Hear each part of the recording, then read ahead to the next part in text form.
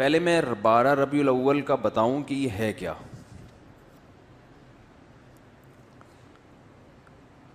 12 ربیع الاول نہ تو رسول اللہ صلی اللہ علیہ وسلم کی پیدائش کا دن ہے اور نہ ہی آپ کی وفات کا دن ہے. اس دن کا اسلام میں کوئی سرے سے سر پاؤں ہے ہی نہیں. سمجھ رہے ہیں؟ کچھ بھی نہیں ہے یہ.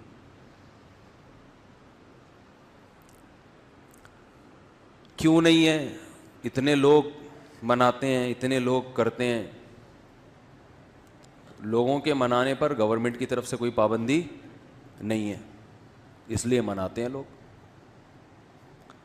اتنے سارے علماء کی تقریریں آتی ہیں اس دن کی فضیلت پر, تو وہ اس لیے آتی ہیں کہ تقریروں پر بھی گورنمنٹ کی طرف سے کوئی پابندی, بولو بھائی, نہیں.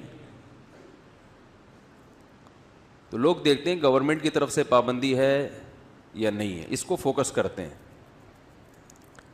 شریعت کیا کہتی ہے یہ تو وہی فالو کرے گا نا جو شریعت کو فالو کر رہا ہو, جو دیکھتا ہو کہ قرآن و سنت کیا کہتے ہیں. ائمہ مجتہدین جن کی قرآن و سنت پہ گہری گرفت تھی وہ کیا کہتے ہیں, وہ اخپل طریقے سے اسلام کو پیش, بولو بھائی, نہیں کرے گا.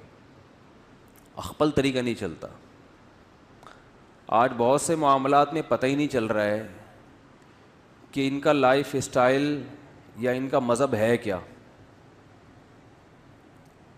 اخپل طریقہ تو ہر ایک کا, بلوچوں کی الگ روایات ہیں, مہاجروں کی الگ ہیں, پنجابیوں کی الگ ہیں, پٹھانوں کی الگ ہیں. تو اخپل کو لے کے چلنا ہے تو پھر تو ہر قوم کا الگ کلچر, ہر قوم کی الگ روایات.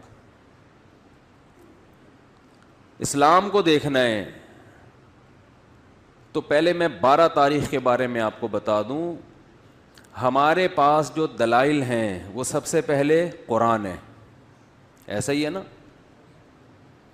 الحمد سے لے کے والناس تک پورے قرآن میں کہیں بھی نہیں لکھا ہوا کہ نبی صلی اللہ علیہ وسلم 12 تاریخ کو پیدا ہوئے تھے.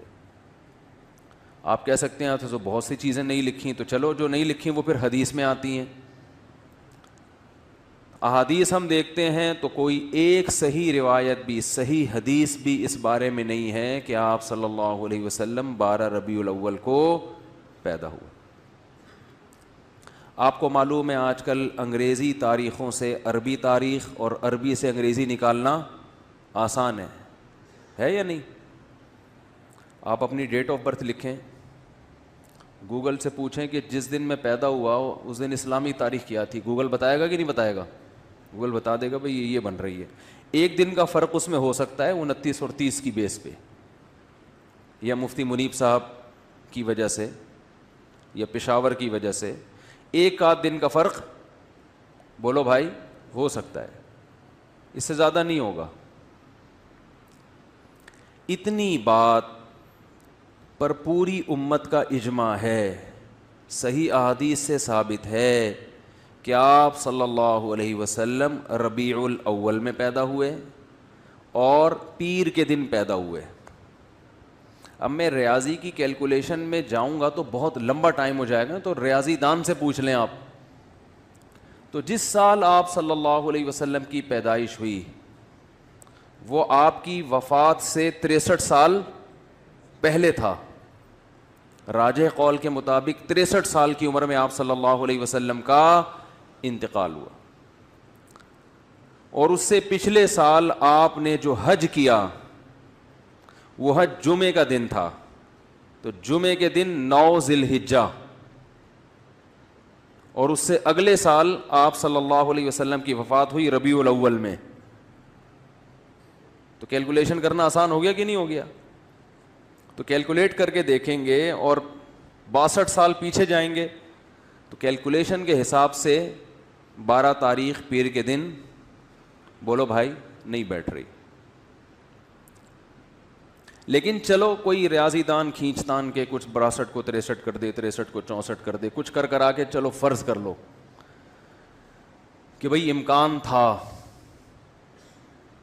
تو ہم تو سب سے پہلے کسی بھی واقعہ کے لیے مورخین کو فوکس کرتے ہیں یا حدیث کو. ہسٹری سے جس چیز کا تعلق ہے وہ یا تو حدیث میں ہوگی یا تاریخ دان بیان کریں گے. تو تو مورخین کی رائے میں اچھا خاصا اختلاف ہے، تھوڑا بہت نہیں. ان میں کسی ایک رائے کو ترجیح دینا آپ کے لیے صرف تاریخ کو اگر دیکھو گے تو ممکن نہیں، حدیث کو دیکھو گے تو حدیث میں ہے ہی نہیں. تو اس بات کا امکان ظاہر کیا گیا ہے جو ماہرین محققین کہ 8 یا 9 ربیع الاول کا امکان زیادہ ہے آپ کی پیدائش کا دن ہونے میں.